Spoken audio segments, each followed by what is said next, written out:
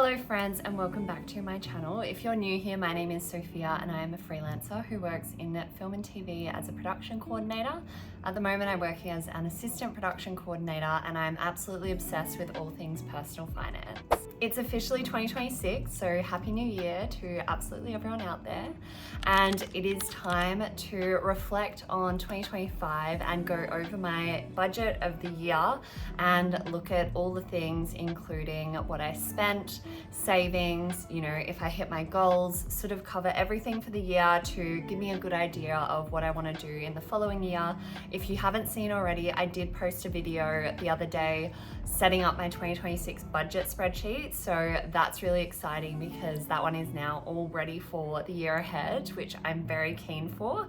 And this one is now all complete. So you will see, a good glance of what this sort of spreadsheet looks like at the end of the year, because I will end up sharing my screen. I've got my laptop down here with all the juicy numbers. So we're going to go nitty gritty into all the different categories that I have for income, expenses, savings, etc. So very excited for that and to see where I landed this year in comparison to last year as well. I might even compare some of the numbers to my 2024 spreadsheet because I've been using the same spreadsheet for a few years now, which is great to just see, is lifestyle creep becoming a thing? Am I getting better at doing certain things? So very excited to reflect on the year that has been and also look ahead to 2026, talk about some of my goals and ambitions for the year and just hopefully inspire you to start thinking about how you want to approach your finances in the new year. As always, just a quick little disclaimer that what I'm sharing is not financial advice and I am not a financial advisor. This is purely for educational and entertainment purposes only. So a quick recap on the year, just to give you a good idea of, where I was for the year of 2025. I started the year off in Sydney working on a job. It was just finishing up at the end of February, and so I worked in Sydney until the end of Feb, and then I moved back to Perth and started on a different job. Pretty much straight away I did actually go to Japan for a snowboarding holiday, which was really fun. So I did that when I got back for 10 days and then started on a new job. When that job finished, my boyfriend and I decided, because I was going to have a break before going on to my next job, we decided to go to Spain and do a 3-week holiday there, which was amazing. So really, really loved that. I've actually done a video recap for both of them on how much I spent on the holiday, so you can watch them if you'd like to. And then when I came back, the job that I was supposed to go on to actually ended up falling over, so it didn't go ahead. So there were a few months of the year where I didn't have any solid work. So I was pretty much just doing some freelancey stuff. I managed to pick up a gig with an old company that I've worked for previously, Cinefest Film Festival.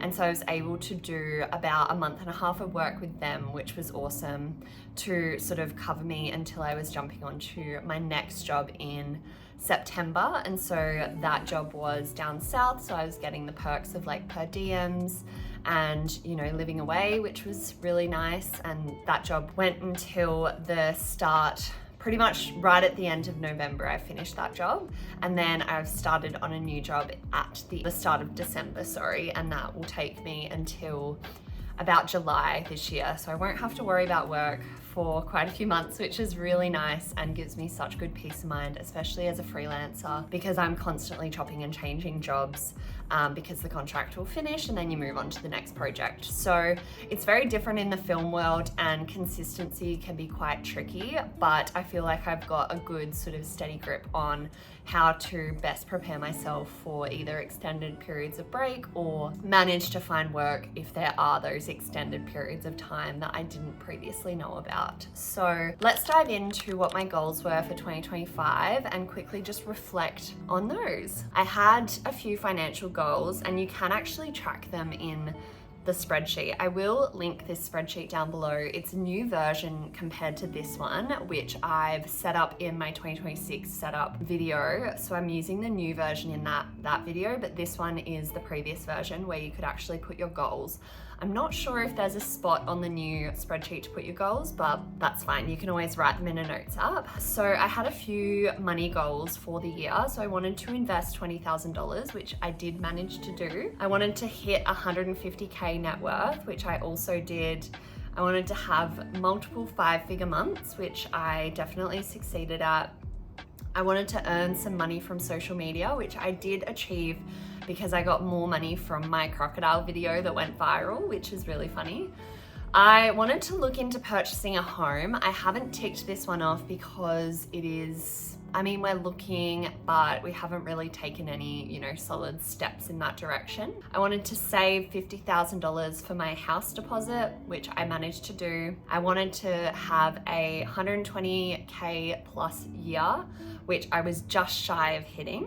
Spoiler alert for my income. I wanted to make $3,000 from bank interest, which I managed to hit, and make $2,000 from dividends, which I didn't reach.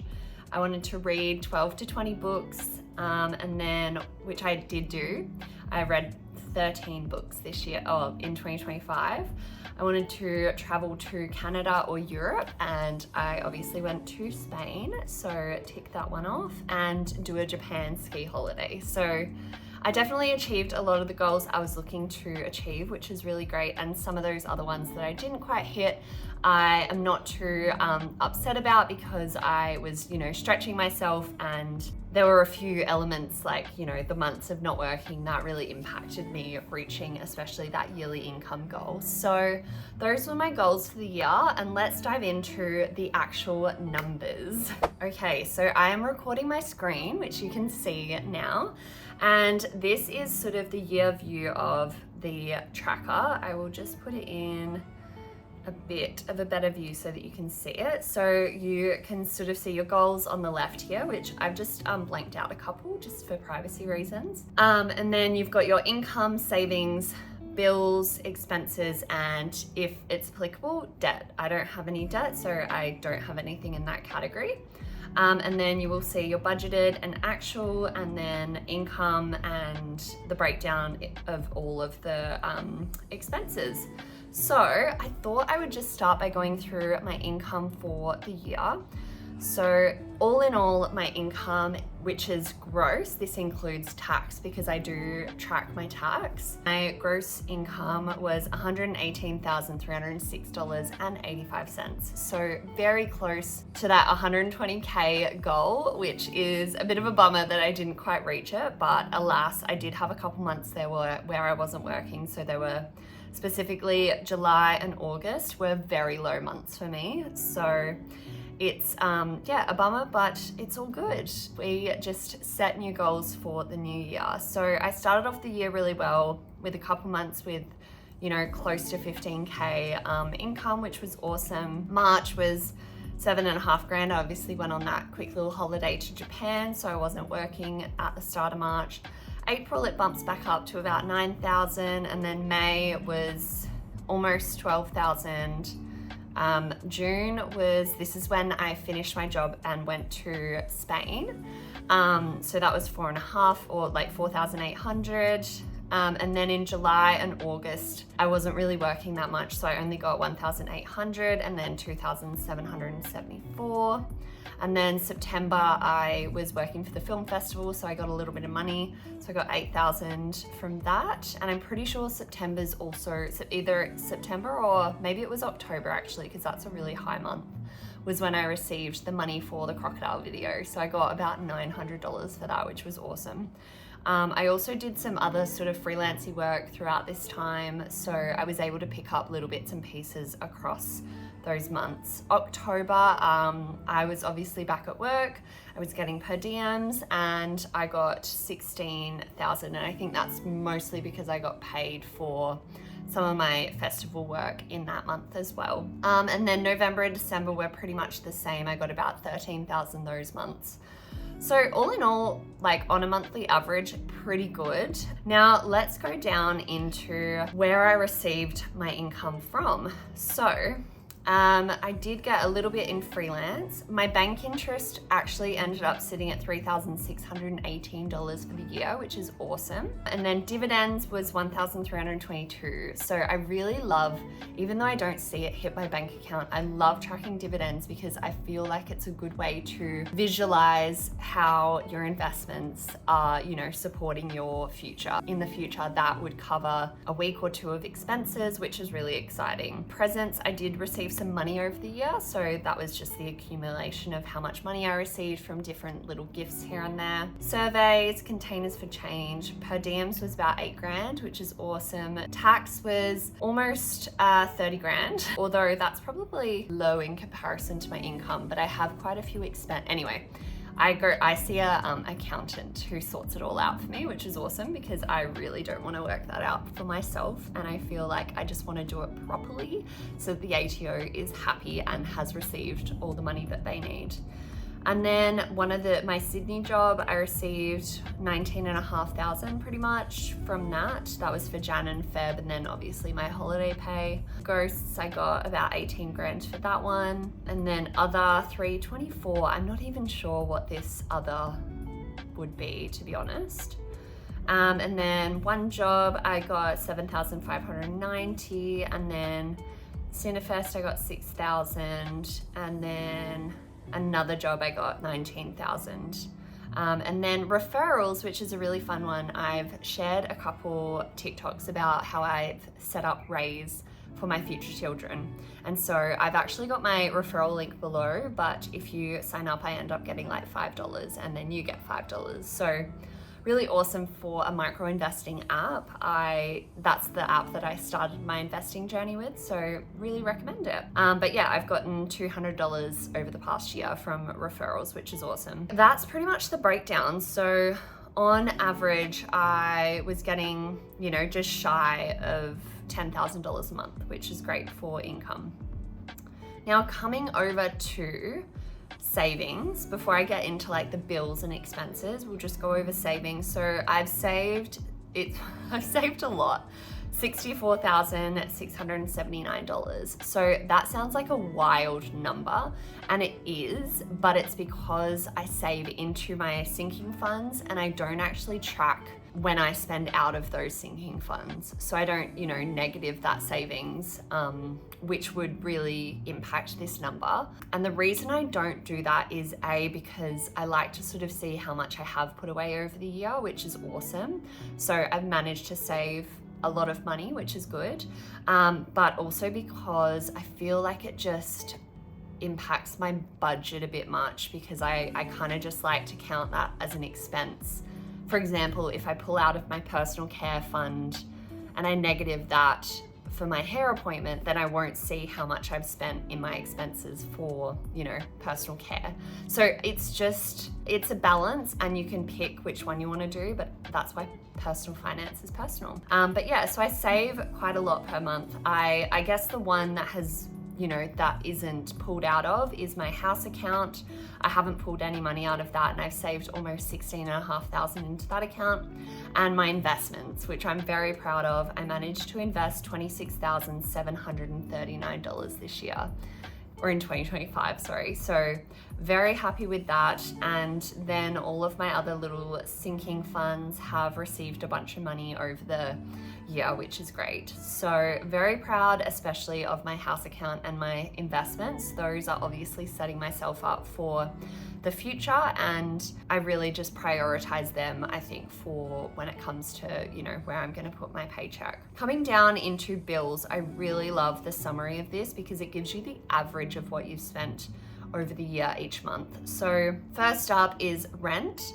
11,289, so that's an average of $940 a month. So our rent did go up ever so slightly at the end of the year. And then there was, you know, a couple months in there where it was like a 3 rent lots per month because we pay fortnightly. Fitstop, I spent $1,055, so I have paused that until July, and I'm tossing up whether I'll go back or whether I'll just join a normal gym, because that's, I think, about $39 a week. So we'll see how we go with that, but I don't mind spending money on my health. Apple iCloud, $179.88, so that's just a monthly fee. Google One, $36. Again, that's just a monthly fee.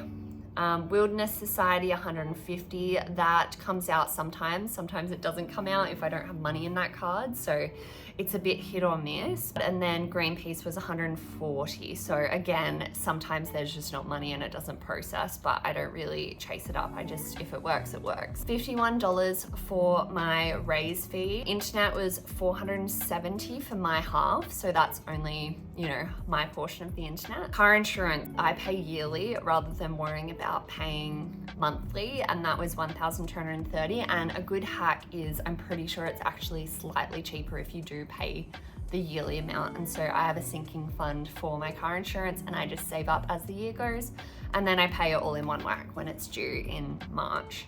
So that's exciting to look forward to in a couple months, but my sinking fund for that is completely full, so I don't really have to stress about it.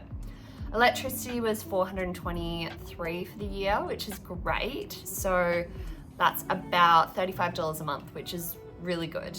Health insurance was $906, so about $75 a month, which is honestly pretty good.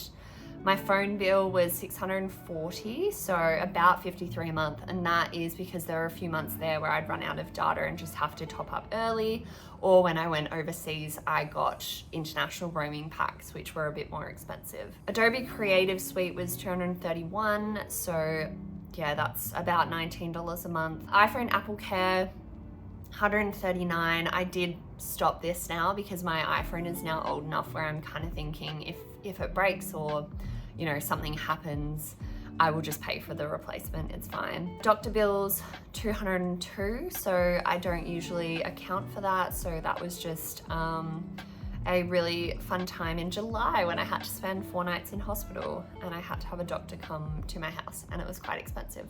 Roadside assist, $210, which is good. Apple Fitness, $44. I sometimes sign up to this if I want to do like the treadmill running, but I'm not needing that at the moment, so I just cancel it, you know, if I'm not using it. Streaming subscriptions, $24.96, so that's if I sign up to, you know, Apple or, you know, HBO, Stan, one of those ones. Car rego, so my rego was $950, so again, I pay yearly because it's a little bit cheaper and I just save up for this throughout the year. My accountant fees were $539, so the $490 was for my tax return and then also another program, I think. And then $49 for something else. I can't even remember. Oh, that was to close down my company or to get rid of the ASIC registration or something. $290 for Dropbox, such a scam, but I just have to keep it for work, which is so annoying. Subscriptions were $392, so that was my ladder subscription for the workout program I use. Man, I can't talk. And then a regular bill is $99.99. That was for the Raiz app, I'm pretty sure. So I don't know if I'm going to renew that subscription because I've used it quite a bit, but I don't think I've used it enough to like want the yearly fee of $100. So those were all my bills. All in all, I was just shy of 20K for my bills, so $19,699. There's obviously things that I could look at reducing a little bit here. I obviously spend money on my donations and then also on, you know, streaming services and Dropbox. I could probably look at downgrading or fixing that somehow, and also the irregular bills. I will be stopping that. So I can sort of adjust this a little bit, but overall it is obviously just gonna be, it's getting more expensive out there. Okay, coming into the fun portion, the expenses.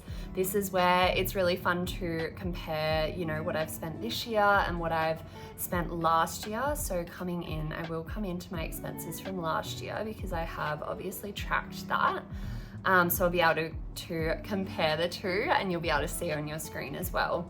So let's dive into it, and we'll just go through. I've obviously got a lot of categories here, so I'll try to speed through it. So fuel, I spent $1,179, so it was an average of about $98 a month. So not too bad for fuel, especially when there's some months where I'm driving a lot, there's some that I'm not driving that much. So that was all right. Groceries, $4,676, so just shy of $400 a month on average, about $390. Let's see what I did last year for groceries. Oh, a lot more. So I've reduced my groceries bill. I don't even know how that's happened because groceries have definitely gone up in price. Household items, $49. I don't even remember what that was. Eating out, $3,438. So about $286 a month, which is pretty absurd. So restaurants and cafe, yeah, that's definitely gone up since 2024.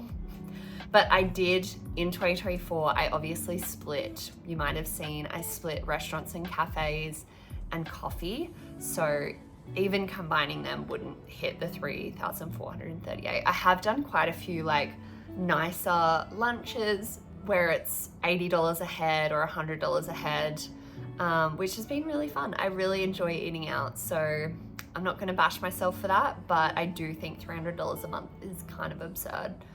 Shopping, $2,388, so almost $200 a month on that category, which is not ideal. I do want to shop less. However, I'm kind of in that transition phase where I'm like in my later 20s now, and I'm no longer wearing things in my wardrobe, so I'm donating them, and then I'm buying, you know, things that kind of better fit my age and my style.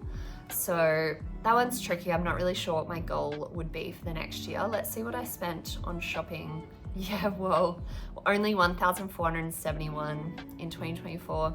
So I've definitely jacked that one up a little bit.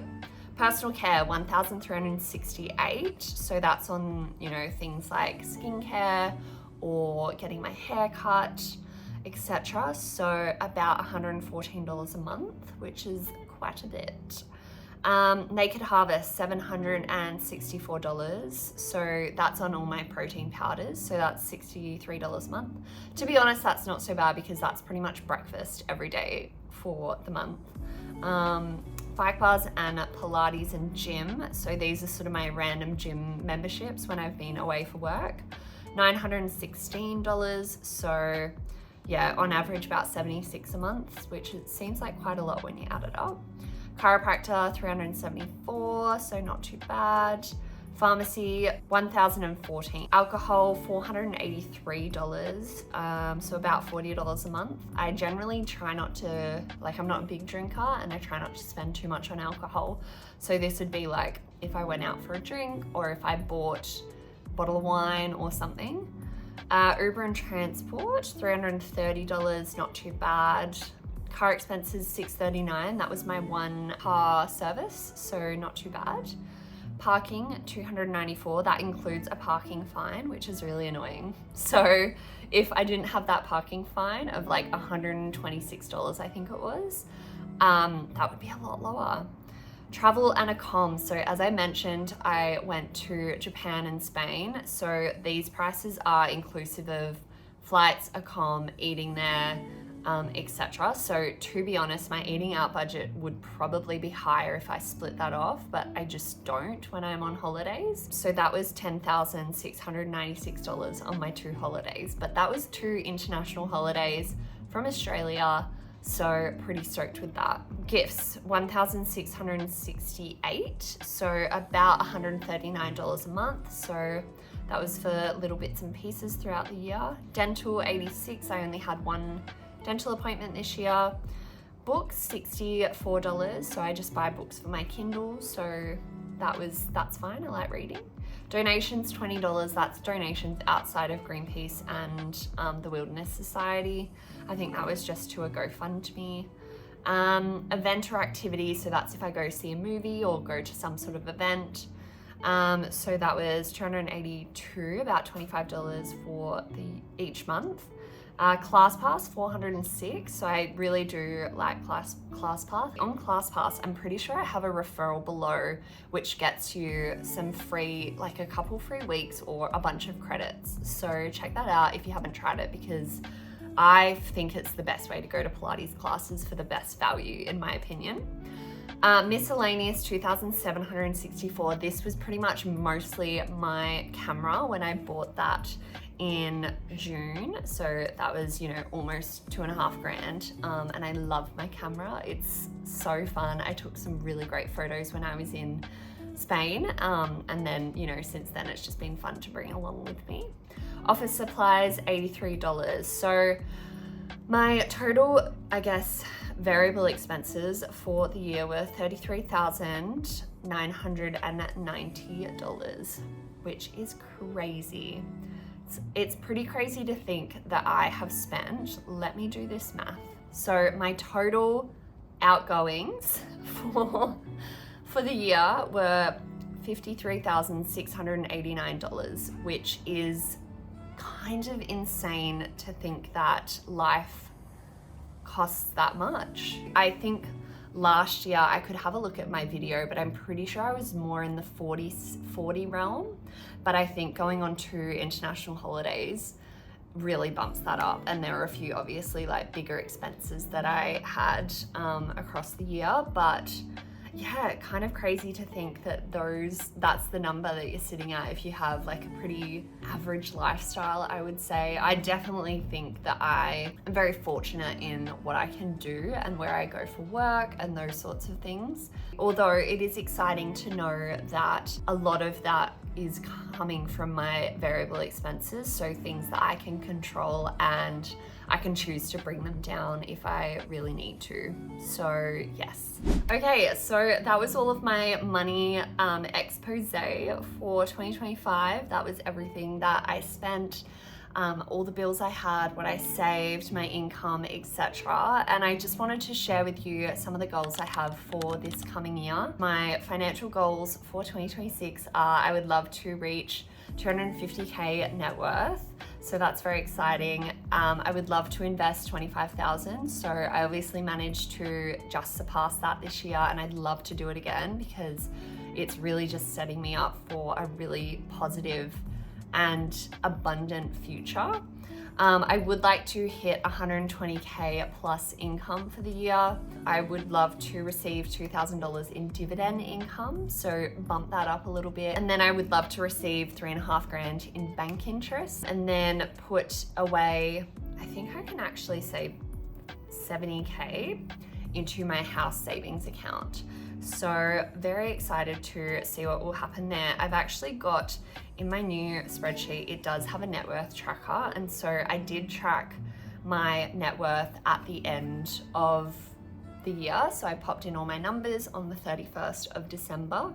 My current net worth is sitting at $196,756. So very stoked with my net worth at the moment. I have been so close to cracking that 200K, but alas, we'll get there. And yeah, I'm really hoping that I can manage to hit the 250K goal by the end of 2026. I do think that is achievable for me, to be honest, especially with the growth and employee contributions to my super, etc. So yeah, very excited to see what 2026 holds. It is really good to go back and reflect on the year that was and make sure that I'm, making decisions that align with my goals for the future.